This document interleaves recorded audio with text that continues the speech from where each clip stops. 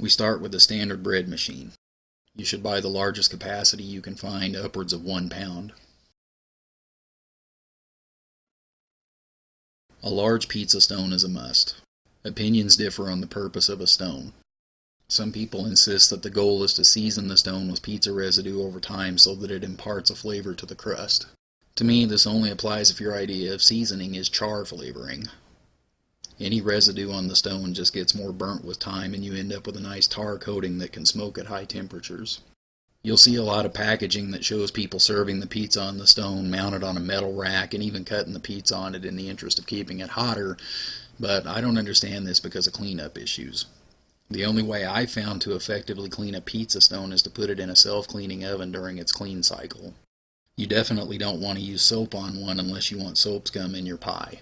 I subscribe to the principle that a pizza stone is only for crisping the crust during cooking and should not be used for any other purpose. A peel is what I use to prepare the pizza on and move it in and out of the oven. Mine's wooden, but you can find metal and high-temp plastic ones in the stores. One downside of a wooden peel is that once it gets wet, it will warp to the point that you can't use it anymore, so you don't want to think about using the sink to clean one.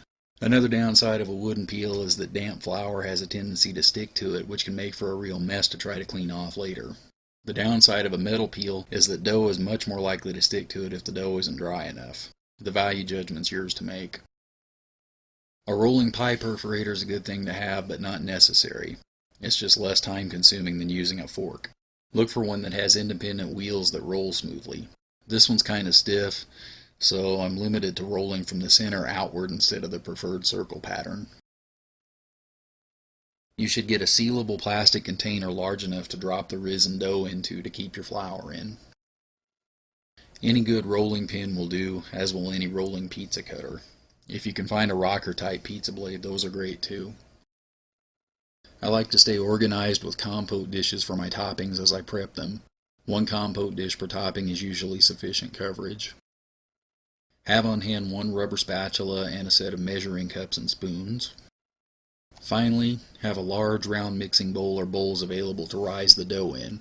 Ideally, you'd have a large round Tupperware bin specifically designed for storing frozen pizza to let the dough rise and shape in, because you want to have to work the dough as little as possible later. If you prefer freshly minced garlic, have a garlic press on hand. If you're going to use any toppings that need to be rinsed, have a hand strainer available. And if you're going to baste the crust with anything, have a basting brush on hand.